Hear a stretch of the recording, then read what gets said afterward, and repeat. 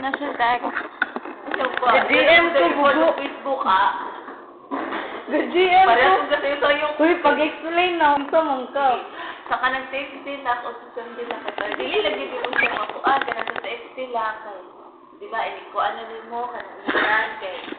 Dili man na dito siya mataypan. Ay mataypan mo siya, ay hat ko siya. Iko ano mo, ako itong ahas. Dito siya.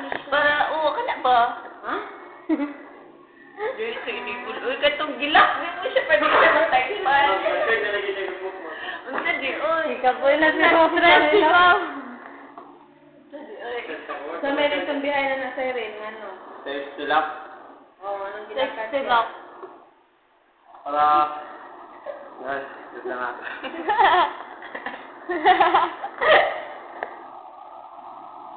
Tanan itong mga nakuhan sa text, hindi siya makataypan sa mag-add or hindi siya pwede ma-edit. Pwede pa siya mataypan ba? Nakalock siya ba? Tanan text, hindi siya mataypan ba? Ha? Disable sa kanan ba? Dayon, anong giana man nato design? Ay, para magamit. Pwede siya ba?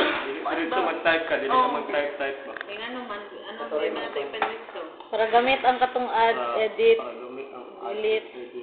Para ma-direct kung yung ibuhat is mag-add ba? Or mag-update? Ito saving ba? No, naman po sa saving. Mugana ba ito ang add add? or update? Para mugana ba ito siya nga kung ikuan lang siya na ikana.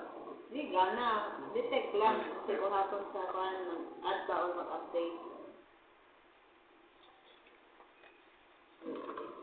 Hindi. Sa close.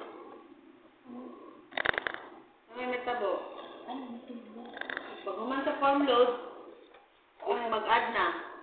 Alin siya? Ano ba lang kasi?